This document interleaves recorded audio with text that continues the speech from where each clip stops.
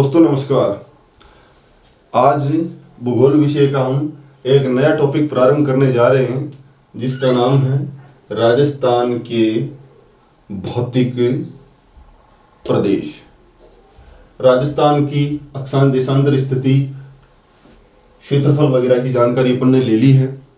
अब ये आज का टॉपिक है, ये है राजस्थान के भौतिक प्रदेश। इस मैप में अपन देखते हैं कि ये जो हमारा राजस्थान है, ये जो राजस्थान है, इस राजस्थान में आप देख रहे हैं इसके इस तरफ मरुस्थल है, बीच में पर्वतमाला है, इधर पठारी प्रदेश है और इधर है इस पर्वतमाला से निकलने वाली नदियों से निर्मित मैदानी प्रदेश।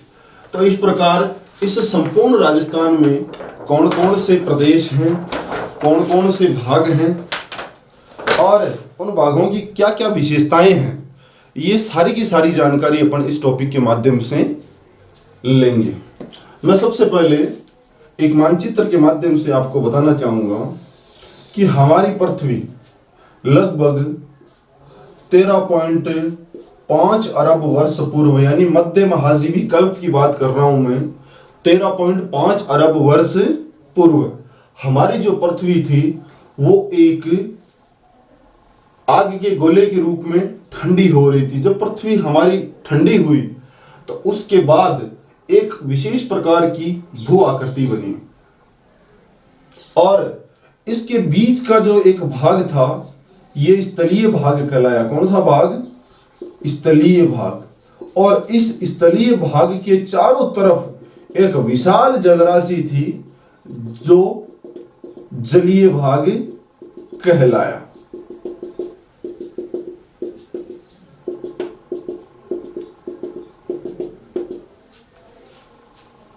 प्रसिद्ध जलवायुवेता अल्फ्रेड वेगनर ने इनको दो नाम दिए हैं।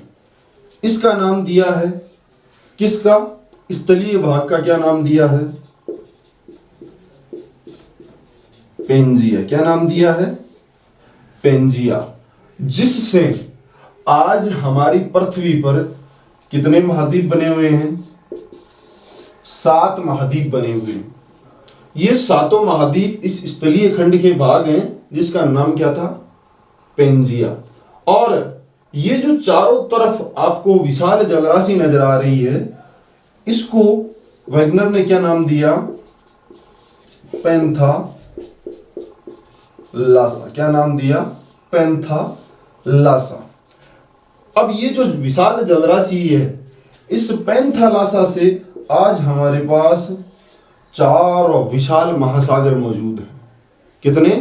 4 महासागर मौजूद है। जब अपन विश्व भूगोल का अध्ययन करेंगे तो इन 7 महाद्वीपों का और इन 4 महासागरों का 1 बाय 1 बहुत अच्छी तरीके से अध्ययन करेंगे। फिलहाल ये हमारे पास पृथ्वी का शुरुआती स्वरूप है। ये पूरी पृथ्वी है, इसके बीच के स्थलीय खंड का क्या नाम था? पेंजिया। 7 महाद्वीपों का समग्र खंड क्या कहलाया? पेंजिया। और 4 महासागरों का ये जलराशियां जो मौजूद है उनका समग्र खंड क्या कहलाता था? पैंथालासा। क्या कहलाता था? पैंथालासा। लेकिन ये किस काल की बात है? मध्य महाजीव कल्प। इसके कालांतर में आगे बढ़ने पे एक और युग आया जिसका नाम था कार्बोनिफेरस कल्प युग। इस युग में पृथ्वी के अंदर की संवहनीय धाराओं या तरंगों के कारण ये जो पेंजिया है ये विभाजित हो जाता है। क्या? पेंजिया विभाजित हो जाता है और पेंजिया 2 भागों में बंट जाता है। एक बार देखते हैं किस काल की बात कर रहे हैं अपन? कार्बोनिफेरस कल्प की। कार्बोनिफेरस कल्प में पेंजिया का क्या हो जाता है? विभाजन हो जाता है और पेंजिया दो खंडों में बढ़ जाता है। मैं ये चित्र थोड़े काल्पनिक बना रहा हूं। दो खंडों में बढ़ जाता है, एक तो उत्तरी भाग और एक दक्षिणी भाग। ये दोनों ही क्या थे पहले? पेंजिया थे। दोनों ही क्या थे पहले? पेंजिया।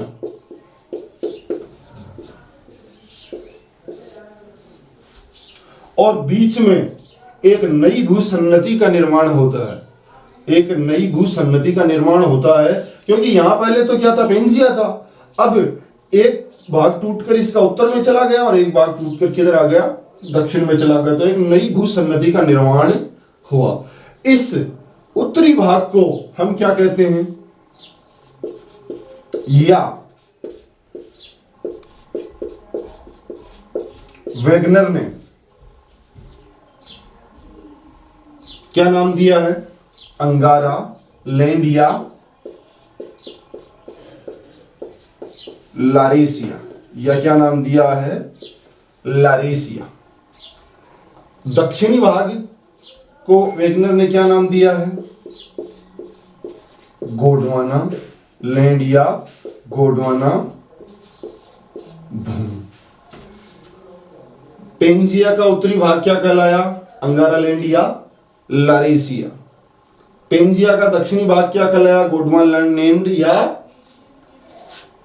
गोंडवाना लैंड। इसका कोई दूसरा उपनाम वेगनर ने हमें नहीं दिया है। अब ये जो अंगारा लैंड है और ये गोंडवाना लैंड, इनके बीच में जो नई भूसन्नति बनी उसका नाम क्या था? टेथिस सागर। क्या नाम था? टेथिस सागर। इस प्रकार पेंजिया के विभाजन से एक नई भूसन्नति का निर्माण हुआ, जिसका नाम क्या था? टेथिस सागर। पेंजिया के उत्तरी भाग का नाम अंगारा लैंड या लारेसिया, और पेंजिया के दक्षिणी भाग का नाम क्या है? गोंडवाना लैंड। इस प्रकार अब अपन आगे देखेंगे कि आज जो हमारे पास जो राजस्थान का स्वरूप है, आज हमारा जो राजस्थान है वो मुख्यतः ऊपर वाला क्या था? अंगारा लैंड, बीच वाला टेथिस महासागर और नीचे वाला गोंडवाना लैंड। आज हमारा जो राजस्थान है वो मुख्यतः इन दो भौतिक प्रदेशों से बना है। एक का नाम है टेथिस सागर और दूसरे का नाम है गोंडवाना। हमारा जो राजस्थान है वो अल्फ्रेड वेगनर के अनुसार इन दो भागों से बना हुआ है। मुख्यतः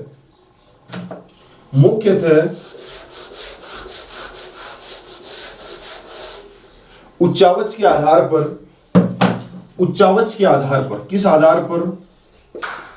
उच्चावच के आधार पर राजस्थान को 4 भौतिक प्रदेशों में विभाजित किया गया है। कितने भौतिक प्रदेशों में? 4 में। सबसे पहले अपन लिखते हैं, आप और हम सब जहां रहते हैं, थार का मरुस्थल। कौन सा? थार का मरुस्थल। थार के मरुस्थल के बाद अपन ले लेते हैं अरावली पर्वत माला।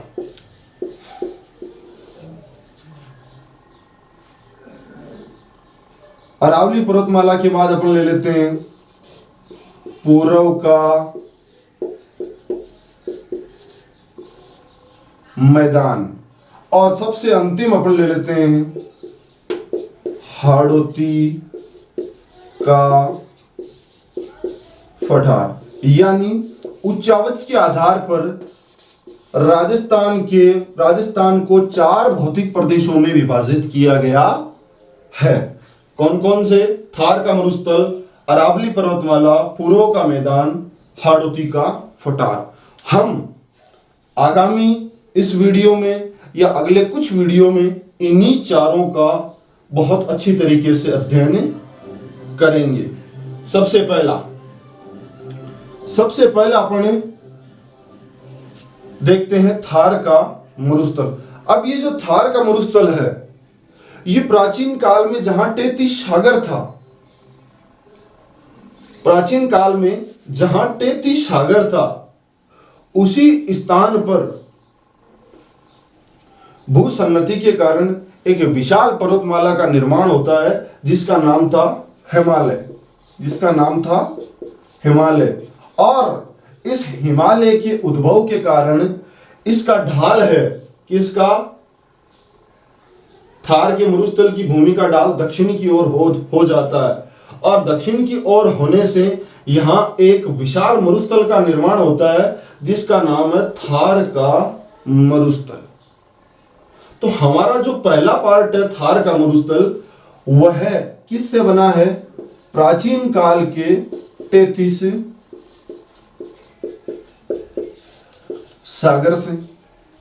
अब इसी हिमालय से निकलने वाली नदियों ने एक विशाल मैदान का निर्माण किया जिसको अपन क्या बोलते हैं? उत्तर का विशाल मैदान। जब अपन भारत के बारे में पढ़ेंगे तो उसका भी अध्ययन करेंगे। और उसी उत्तर के मैदान का एक भाग है राजस्थान का पूर्व का मैदान। यह भी किससे बना? 33 महासागर के अवशेष के रूप में ही बना। 33 सागर, यानी आज जो हमारे पास 4 भौतिक प्रदेश हैं उनमें से 2 का संबंध किससे है?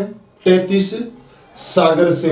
और भारतीय परिदृश्य में देखा जाए तो इन दोनों का संबंध है उत्तर के विशाल मैदान से। क्योंकि जब आप भारत के बारे में पढ़ेंगे तो उस वक्त आप एक उत्तर के विशाल के मैदान के बारे में पढ़ेंगे, तो अपना जो थार का मरुस्थल है और पूर्व का मैदान है, ये दोनों के दोनों किस भौतिक प्रदेश के उपभाग माने जाते हैं? उत्तर के विशाल मैदान के। और थार का मरुस्थल और पूर्व का मैदान दोनों ही वैगनर के अनुसार किस भौतिक प्रदेश के भाग माने जाते हैं? 33 महासागर के। अब है अरावली पर्वत माला और हाड़ौती का पठार। ये वेगनर के अनुसार जो प्राचीनतम स्थलखंड था, प्राचीनतम स्थलखंड था जिसका नाम था गोंडवाना, जिसका नाम था गोंडवाना। उसी गोंडवाना का हिस्सा माना जाता है क्या? अरावली पर्वतमाला और हाड़ौती का पठार, और हाड़ौती का पठार। हाड़ौती का पठार और अरावली पर्वतमाला भारतीय परिदृश्य में, यानी भारत के जो भौतिक प्रदेश हैं उनमें किस भौतिक प्रदेश के अंग माने जाते हैं? वो है प्राय द्वीपीय पठार। यानी अब अपन इन चारों भौतिक प्रदेशों का एक बार पुनः बहुत सरल भाषा में अध्ययन कर लेते हैं कि हमारे राजस्थान को उच्चावच के आधार पर 4 भागों में बांटा गया है। थार का मरुस्थल, अरावली पर्वतमाला, पूर्व का मैदान और हाड़ौती का पठार। इनमें से थार का मरुस्थल और पूर्व का मैदान है वो किसके अवशेष के रूप में जाने जाते हैं? 33 महासागर के अवशेष के रूप में, तथा भारतीय परिदृश्य में ये उत्तर के विशाल मैदान का ही अंग माने जाते हैं। जबकि अरावली पर्वतमाला और हाड़ौती का पठार, अरावली पर्वतमाला और हाड़ौती का पठार किसके अवशेष माने जाते हैं? गोंडवाना भूमि के या गोंडवाना लैंड के भाग माने जाते हैं। जबकि भारतीय परिदृश्य में ये प्रायद्वीपीय पठार के अंग माने जाते हैं। ऐसे कई बार प्रश्न पूछे गए हैं कि हाड़ौती का पठार हिस्सा है किसका? प्रायद्वीपीय पठार का। अरावली पर्वतमाला हिस्सा है किसका? प्रायद्वीपीय पठार का। अरावली पर्वतमाला हिस्सा है गोंडवाना भूमि का। हाड़ौती का पठार हिस्सा है गोंडवाना भूमि का। पूर्व का मैदान हिस्सा है 33 महासागर का या उत्तर के विशाल मैदान का। हाल ही में पिछले दिनों में एक एग्जाम हुआ था जिसमें थार के मरुस्थल के बारे में पूछ लिया था कि थार का जो मरुस्थल है वो किस भारतीय भौतिक प्रदेश का अंग है, यह माना जाता है किसका? उत्तर के विशाल मैदान का। ओके, अब एक बार अपन वापस उसी स्थान पर चलते हैं जहां पर हमने अभी थोड़ी देर पहले छोड़ा था।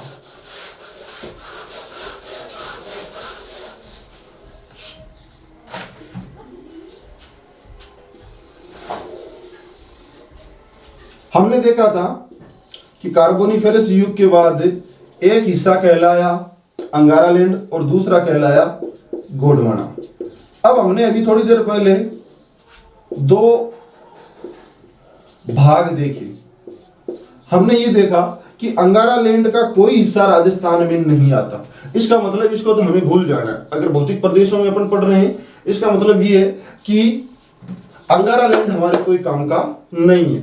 अच्छा, फिर हमने पढ़ा गोंडवाना भूमि और तैतीस महासागर के बारे में। अच्छा, अब मैं आपसे एक छोटी सी जानकारी लेना चाहता हूं कि आपसे कोई मैं छोटा सा प्रश्न पूछ लूं कि इन तीनों में से सबसे पुराना भाग कौन सा है, जो सबसे पहले निर्मित हुआ? तो आप मुझे सीधा सीधा जवाब दे देंगे कि गोंडवाना और अंगारा लैंड दोनों ही प्राचीन है। लेकिन अंगारा लैंड तो अपने पास है ही नहीं, तो अंगारा लैंड को तो अपन भूल जाए। तो अब आपसे ये पूछ लिया जाए कि राजस्थान का जो सबसे प्राचीनतम भाग है वो कौन सा है? तो मैं आपको बता दूं, राजस्थान के प्राचीनतम भागों में दो भाग आते हैं। पहला अरावली, आपने कई बार पढ़ा होगा कि अरावली विश्व की सबसे प्राचीनतम पर्वतमाला है। और दूसरा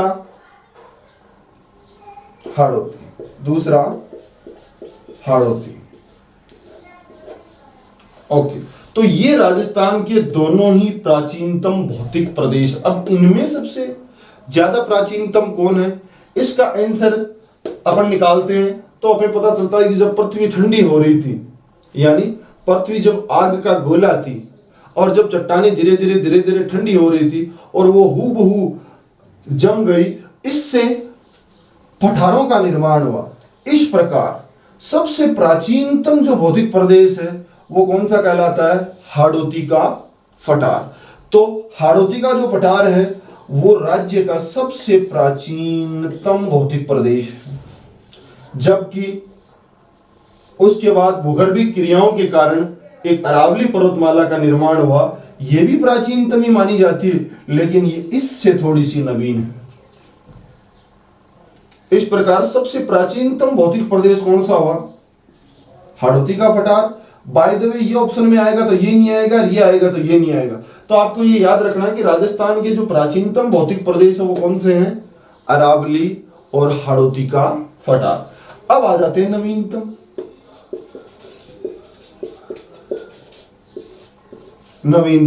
अब इस 33 महासागर से एक विशेष पर्वतमाला निकलती है, हिमालय।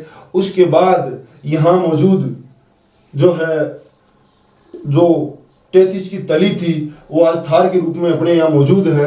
आपने देखा होगा कि कई जगह अपने राजस्थान में खारे पानी की झीलें हैं। उसका प्रमुख कारण ये 33 महासागर के अवशेष के रूप में यहाँ मौजूद है। आपने देखा होगा सांबर है, डीडवाना है, कुचामन, ऐसी कई जिले हैं जो अपने इस आस पड़ोस के इलाके में मौजूद है। यहाँ प्राचीन काल में कौन सा सागर था? 33 सागर था। हिमालय पर्वतमाला के उत्थान के साथ इसका ढाल है वो दक्षिण की तरफ हो गया, और उसके बाद जहां एक सागर था वहां एक मरुस्थल बन गया, और इसी मरुस्थल के दो भाग हमारे पास मौजूद है। एक का नाम है थार और दूसरे का नाम है पूर्व का मैदान। अब मैं आपको बता दूं, मैदान वह स्थान होते हैं जहां नदियां प्रतिवर्ष नई जलोढ़ बिछा देती है। नदियां प्रतिवर्ष नई जलोढ़ बिछा देती है। तो ये जो मैदानी भाग होते हैं ये प्रतिवर्ष नए होते जाते हैं, क्योंकि इन पे हर वर्ष नदियां बहती है और हर वर्ष नदियां इनके ऊपरी हिस्से में नई जलोढ़ मृदा का प्रसार कर देती है।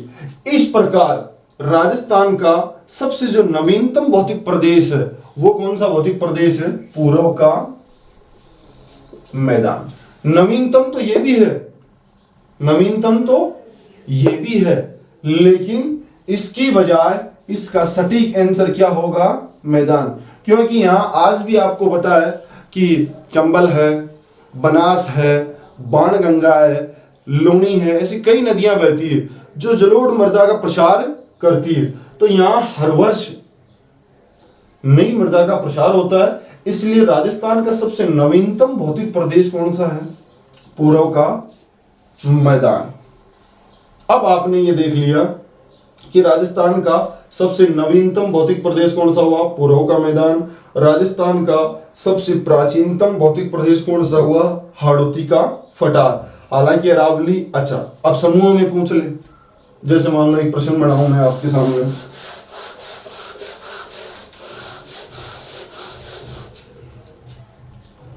छोटा सा प्रश्न बनाता हूं। कौन प्राचीन है? Option A Thar, B first second Thar, उसके बाद में लिख दूं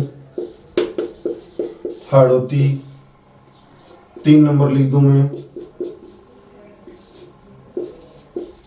पूर्व का मैदान, और 4 नंबर में लिख दूं कौन सा? आपके अरावली।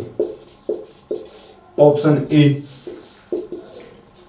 फर्स्ट व सेकंड, ऑप्शन बी सेकंड व थर्ड, ऑप्शन डी थर्ड व फोर्थ, और ऑप्शन डी सेकंड व फोर्थ। ऐसा प्रश्न आ गया। बिल्कुल सिंपल सा। अगर आपको पता है कि ये 33 महासागर के भाग हैं और ये गोंडवाना भूमि के भाग हैं और ये दोनों राजस्थान के प्राचीनतम प्रदेश है, लेकिन अगले ने समूह पूछ लिया तो अपना आंसर क्या हो जाएगा? डी। इसकी जगह वो नवीनतम पूछ लेता, नवीनतम पूछ लेता और ऑप्शन में चेंज कर देता, इसमें कर देता 1 व 3 कर देता, तो ऑप्शन ए सही हो जाता। तो प्राचीनतम और नवीनतम का जो मामला है वो आप याद रखेंगे कि प्राचीनतम कौन सा है? थार पूर्व का मैदान 33 महासागर से बने हुए हैं, हाड़ौती का फटार और अरावली किससे बने हुए हैं? गोंडवाना भूमि से। अच्छा, एक बार एक एग्जाम में अभी कुछ दिनों पूर्व एक प्रश्न आ गया था। क्या प्रश्न आया था? मैं छोटा सा आपके सामने, कौन एक अंगारा भूमि का भाग है? Option A Thar, option B Hadoti, option C Aravalli और ऑप्शन डी कोई नहीं। अब आपको पता है कि अंगारा लैंड या अंगारा भूमि का कोई भी हिस्सा भारत और राजस्थान में मौजूद नहीं है। जब भारत में मौजूद नहीं है तो राजस्थान में भी मौजूद नहीं है। तो अपन को पता है कि थार किसका भाग है? किसका भाग है? 33 महासागर का। हाड़ौती किसका है? गोंडवाना का। अरावली किसका है? गोंडवाना का। तो जब एक गलत हो गया, 2 हो गए, 3 हो गए, तो जो बच गया वो क्या हो जाएगा? आंसर हो जाएगा। बिल्कुल सिंपली। चलिए, ये थोड़े से अपन ने भूगोल में इतिहास ले लिया था। अल्फ्रेड वेगनर ने जो महाद्वीपीय विस्थापन सिद्धांत दिया था, कौन सा सिद्धांत दिया था? महाद्वीपीय विस्थापन सिद्धांत। उस महाद्वीपीय विस्थापन सिद्धांत के अनुसार ही हम ये पढ़ रहे थे। ओके, अब अपन इनकी बात करते हैं। किनकी बात करते हैं? इनकी। ओके, राजस्थान के जो भौतिक प्रदेश हैं, राजस्थान के जो भौतिक प्रदेश हैं, इनका सबसे पहले इनका विभाजन किया था प्रोफेसर वीसी मिश्रा ने। प्रोफेसर वीसी मिश्रा ने, और इन्होंने एक पुस्तक लिखी थी, और राजस्थान का भूगोल जो 1964 में प्रसारित हुई थी, राजस्थान का भूगोल। इस राजस्थान का भूगोल नामक पुस्तक में प्रोफेसर वीसी शर्मा ने सर्वप्रथम, कब, सर्वप्रथम राजस्थान के भौतिक प्रदेशों का विभाजन किया, या फिर राजस्थान के जो भौतिक प्रदेश हैं उनको बांटा। और प्रोफेसर वीसी मिश्रा ने राजस्थान की भूगोल नामक पुस्तक में राजस्थान को कितने भौतिक प्रदेशों में बांटा? 7। कितने भौतिक प्रदेशों में बांटा? क्यों ये इसलिए याद रखना जरूरी है क्योंकि सर्वप्रथम राजस्थान के भौतिक प्रदेशों का विभाजन किसने किया? प्रोफेसर वीसी मिश्रा ने। तो एक प्रश्न ये हो गया, कौन सी पुस्तक में किया? राजस्थान के भूगोल नामक पुस्तक में किया। और सबसे जो इंपॉर्टेंट बात है वो है कितने भौतिक प्रदेशों में विभाजित किया। अच्छा,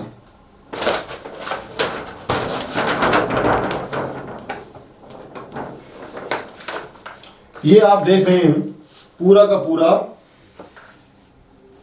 राजस्थान, पूरा का पूरा राजस्थान। ये थार है, ये अरावली है, ये पूर्व का मैदान और ये हाड़ौती का पठार। लेकिन प्रोफेसर मिश्रा ने इस पूरे के पूरे राजस्थान को कितने भौतिक प्रदेशों में बांटा था?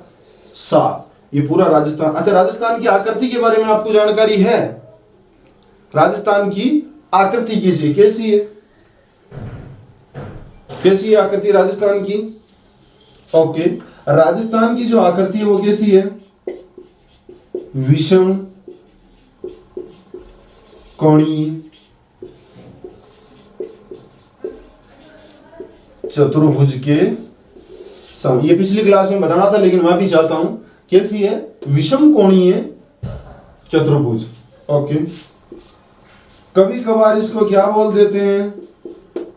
पतंगाकार। लेकिन एक भूगोलवेत्ता है T.H. हैंडले। क्या नाम है? T.H. हैंडले। उन्होंने राजस्थान की आकृति कैसी बताई है? रोम्बस। कैसी?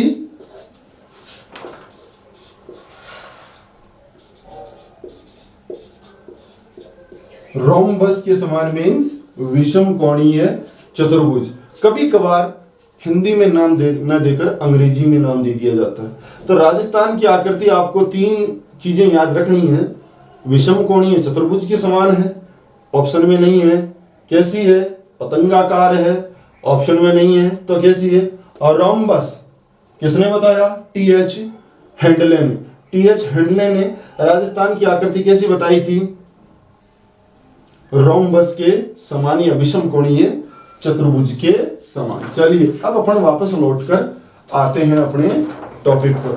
पिछली कक्षा में एक तो मैं कुछ चीजें आपको बता दूं जिसमें एक जगह तो मेरी कोई सामान्य त्रुटि है और उनमें थोड़ा सा आप सुधार कर लें। मैंने आपको बताया था कि राजस्थान का सबसे उत्तरी शोर कौन सा है? कोणा गांव। सबसे दक्षिणी शोर कौन सा है? बोर कोंडा। सबसे पश्चिमी शोर कौन सा है?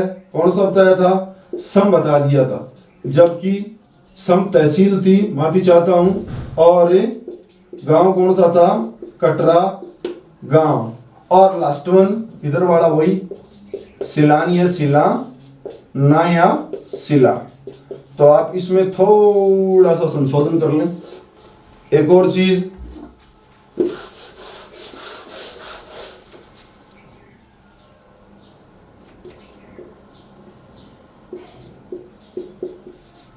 पंजाब के साथ हमारी सीमा लगती है कितने? 89 किलोमीटर। अब यहां मैंने पंजाब के साथ सर्वाधिक और न्यूनतम, इसमें भी थोड़ा सा आप संशोधन कर लें। ये 2 चीजें उत्तर प्रदेश और पंजाब में। सर्वाधिक किसकी लगती है? गंगानगर की। और न्यूनतम हनुमानगढ़ की। अच्छा, उत्तर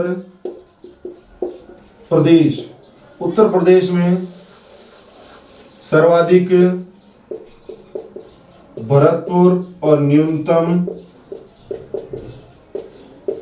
धौलपुर। ये छोटा सा आंशिक संशोधन आप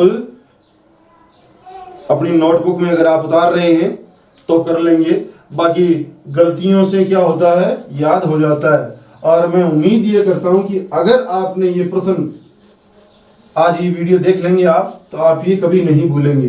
तो गलतियों से ही व्यक्ति सीखता है, गलतियां करते रहे। अगर कोई व्यक्ति गलतियां कर रहा है, इसका मतलब वो 100% क्या कर रहा है, सीख रहा है, क्योंकि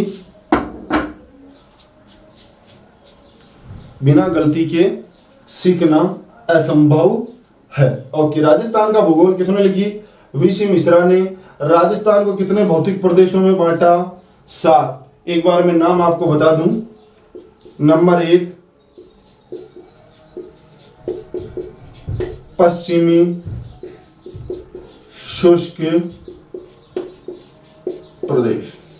यह प्रोफेसर वीसी मिश्रा के अनुसार पहला भौतिक प्रदेश था पश्चिमी शुष्क प्रदेश। ओके, ये जो लास्ट वन का है, जैसलमेर बाड़मेर वाला इलाका, बीकानेर वाला, वो। दूसरा अर्ध शुष्क प्रदेश, ये शुष्क प्रदेश का पश्चिमी भाग, शुष्क प्रदेश का पश्चिमी भाग कौन सा कहलाता है, अर्ध शुष्क प्रदेश। तीसरा है नहरी क्षेत्र, नहरी क्षेत्र। नहरी क्षेत्र कौन सा है, आपको पता है, गंगानगर, हनुमानगढ़, बीकानेर होते हुए कौन सी नहर है, इंदिरा गांधी नहर। तो इस क्षेत्र में, इस भाग में ये क्षेत्र आते हैं। चौथा लिख देता हूं अरावली पर्वत।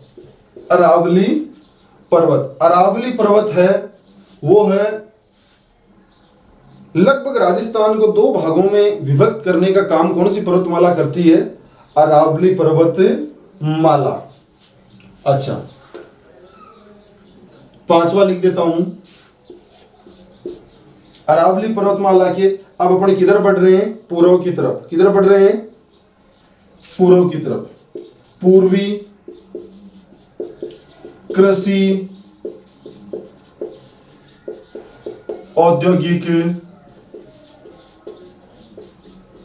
क्षेत्र, पूर्वी कृषि औद्योगिक क्षेत्र। इसमें लगभग पूर्वी मैदान के जो जिले हैं, किस मैदान के, पूर्वी मैदान के जो जिले हैं पूरे के पूरे, वो इसमें लगभग शामिल हो जाते हैं। अपने राज्य की राजधानी भी इसी का पार्ट है। ओके, कौन सा हो गया, 6, दक्षिण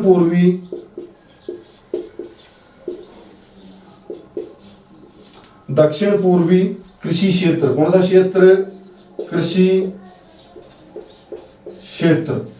ये जो दक्षिण पूर्वी अपना जो फटारी भाग है उसकी बात कर रहे हैं। और लास्ट वन चंबल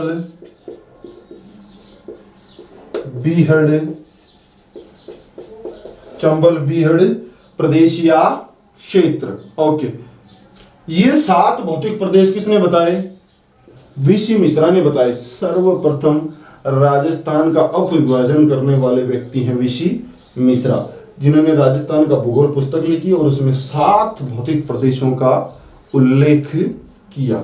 ओके, अब अपन अपने मूल टॉपिक पे चलते हैं।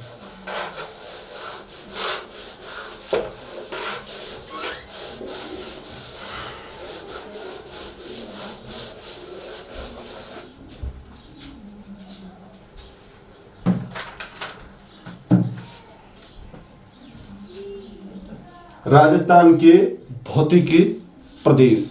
राजस्थान के भौतिक प्रदेश कितने हैं, उच्चावच के आधार पर कितने, 4, और यही सर्वमान्य है। वीसी मिश्रा ने कितने बताए, 7। याद रखना है, याद रखना है। लेकिन सर्वमान्य कौन से हैं? उच्चावच के आधार पर राजस्थान को कितने भौतिक प्रदेशों में बांटा गया है? 4 भौतिक प्रदेशों में बांटा गया है। अब आगामी कक्षाओं में हम इन्हीं का 1 बाय 1 अध्ययन करेंगे। ओके, सबसे पहले मैं टॉपिक डाल रहा हूं आपके थार का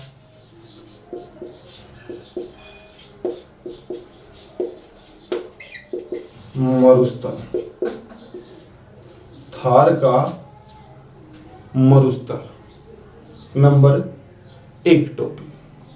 थार का मरुस्थल आपको बताऊं मैं, भारत का जो पश्चिमी भाग है, कौन सा भाग है? भारत का पश्चिमी भाग। मूलतः थार 2 देशों में, भारत और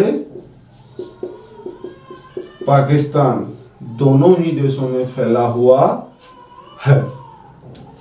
तो थार का मरुस्थल किन 2 देशों में फैला हुआ है? अब अपन आ जाते हैं भारत में। तो भारत में थार का मरुस्थल है वो फैला हुआ है राजस्थान,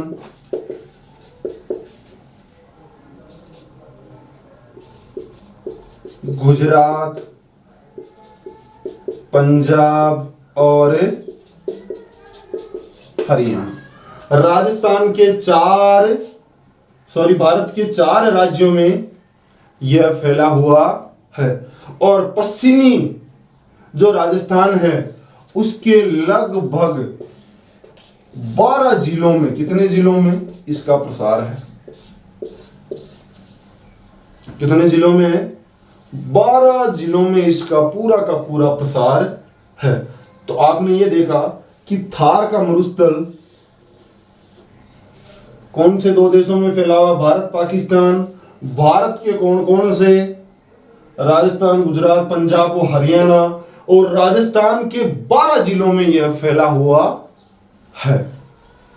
एक बार अपन में मैप के माध्यम से भी इसको चेक करने की कोशिश करते हैं। ये शायद परसों वाला मैप है। ये देखिए, ये वाला जो इलाका है इसमें इस थार के मरुस्थल का प्रसार है। ये वाला इलाका पूरा का पूरा।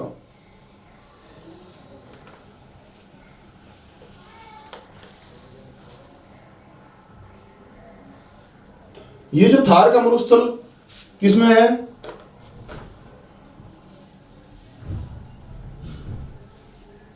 पाकिस्तान में और भारत दोनों में है। जो भारत में जो थार का मरुस्थल है उसका राजस्थान अकेले में कितना प्रतिशत भाग मौजूद है?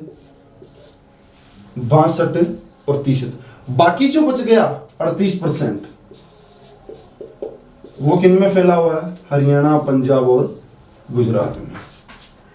तो थार के मरुस्थल का लगभग 62% भाग अकेले राजस्थान में मौजूद है। अच्छा, अब ये जो राजस्थान है अपना, ये जो राजस्थान है, इस राजस्थान के लगभग 61.11% भाग पर थार का मरुस्थल फैला हुआ है। यानी राजस्थान का जो क्षेत्रफल था 3,42,239 वर्ग किलोमीटर, उसके 61.11% भाग पर क्या फैला हुआ है? थार का मरुस्थल फैला हुआ। और जो भारत में संपूर्ण थार मरुस्थल है उसका 62% भाग किसमें मौजूद है? राजस्थान में मौजूद है।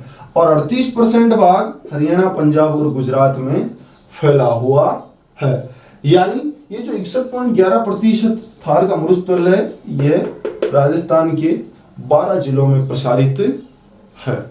ये आपको आंकड़े हमेशा याद रखने हैं, 61, 62, 12, 4 और ये 2। इससे आपके ये कंटेंट क्लियर हो जाएगा कि कौन सा आंकड़ा किस प्रकार का है। कई बार ये कंफ्यूजन हो जाता है कि 61 है या 62 है। तो आप देख रहे हैं, स्पष्ट अच्छे तरीके से आप समझ रहे हैं इस बात को, ताकि आपके भविष्य में दिक्कत न रहे। अब जो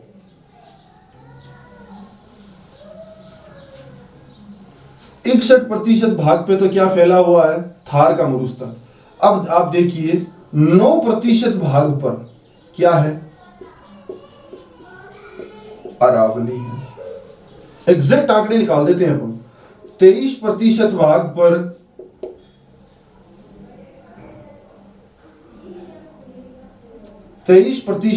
पर क्या फैला हुआ है, आपका पूर्व का मैदान। 23% भाग पे क्या फैला हुआ है, पूर्व का मैदान। और 6.89% भाग पर क्या फैला हुआ है, हाड़ौती का पठार। अब आप इनका योग करेंगे तो आप पाएंगे कि पूरा का पूरा 3,42,239 वर्ग किलोमीटर जो क्षेत्रफल हमारे पास 100% है, वो पूरा का पूरा। अब यहां से एक प्रश्न बनता है, क्या प्रश्न बनता है कि राजस्थान के जो 4 भौतिक प्रदेश हैं, जिनमें थार का मरुस्थल, अरावली,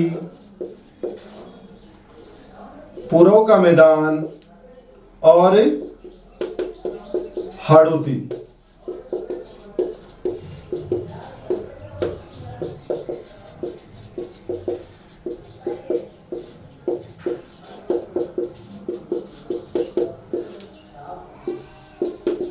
ये 4 भौतिक प्रदेश हैं अपने पास। इन्हीं को क्रम से अपन पढ़ेंगे। थार का मरुस्थल राज्य के 61.11% भाग पे फैला हुआ है। अरावली पर्वतमाला राज्य के 23% भाग पे फैली हुई है। पूर्व का मैदान जो लगभग राज्य के कितने प्रतिशत, सॉरी अरावली पर्वतमाला कितने हैं, 9%। और पूर्व का मैदान 23% भाग पे फैला हुआ है। हाड़ौती का पठार है वो 6.89% भाग पे फैला हुआ है।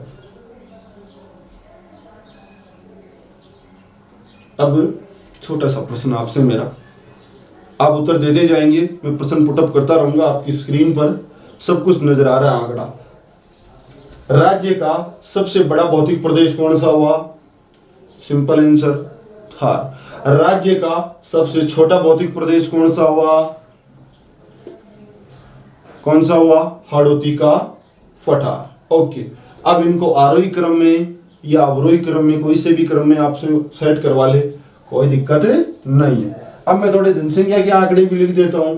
थार का मरुस्थल जो विश्व का सबसे धनी मरुस्थल है। धनी क्यों है, क्योंकि यहाँ बहुत प्रकार की वनस्पति भी पाई जाती है और इतनी जनसंख्या अन्य किसी भी विश्व के मरुस्थल में नहीं पाई जाती जितनी अपने थार के मरुस्थल में पाई जाती है। अपने राजस्थान की जो जनसंख्या उसका कितने प्रतिशत, लगभग 40%। लगभग 40% जनसंख्या किस में निवास करती है, थार के मरुस्थल में निवास करती है। ओके, अरावली पर्वतमाला,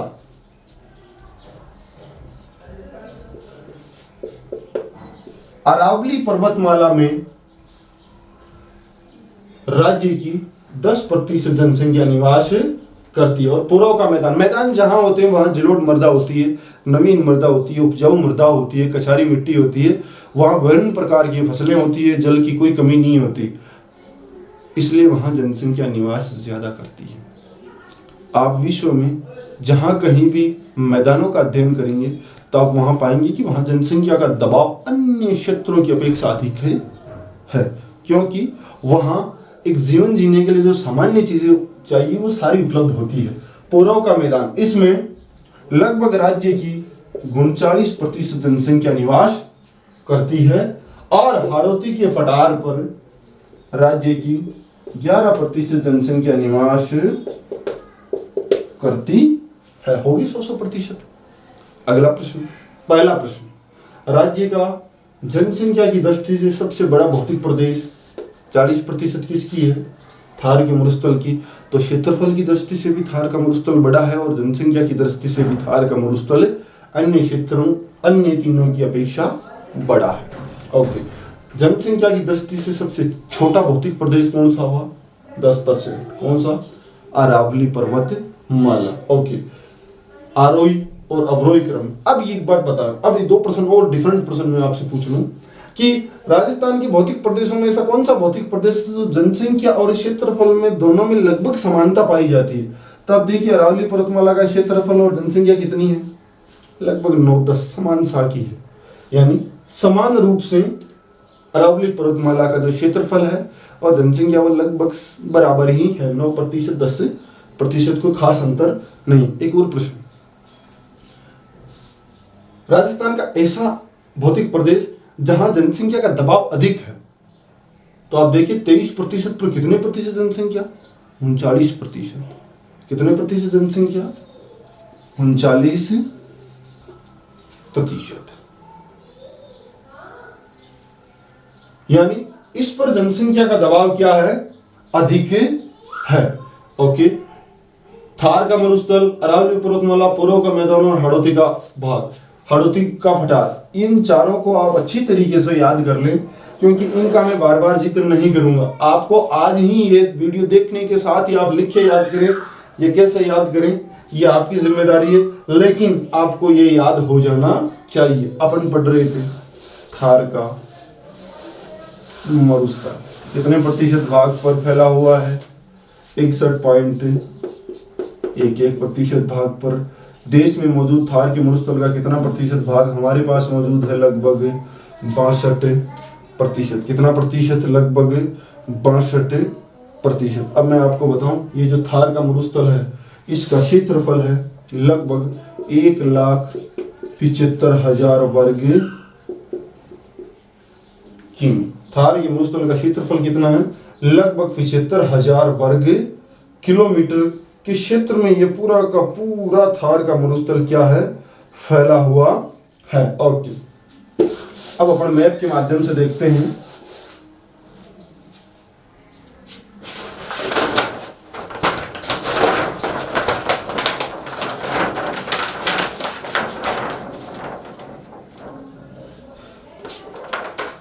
ये थार का मरुस्थल है। अब मैं यहाँ एक लाइन चला देता हूं।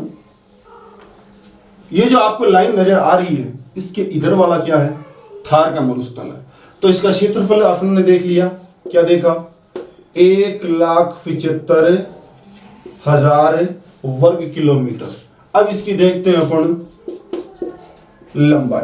लंबाई लगभग यहां से लेकर यहां तक इसकी जो लंबाई आती है वो लगभग आती है 640 किलोमीटर। कितनी लंबाई है? 640 किलोमीटर। अब अपन देखते हैं इसकी चौड़ाई। लगभग 300 किलोमीटर यह चौड़ा भौतिक प्रदेश है। लंबाई कितनी हो गई? 640। चौड़ाई कितनी हो गई? 300 किलोमीटर। अब पूछ ले ऊंचाई। इसकी ऊंचाई सब जगह समान नहीं है, कहीं टीले हैं तो कहीं पथरीला भाग है। सब जगह समान नहीं होकर इसकी जो ऊंचाई है वो है लगभग 200 से 300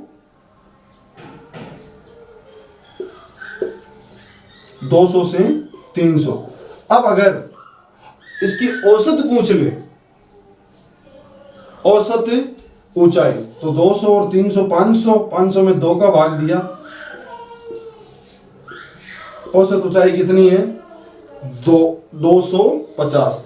आपने क्षेत्रफल, लंबाई, चौड़ाई और ऊंचाई ये चारों चीज आपने देख लिए। क्षेत्रफल कितना है, लंबाई कितनी है, चौड़ाई कितनी है और ऊंचाई कितनी है।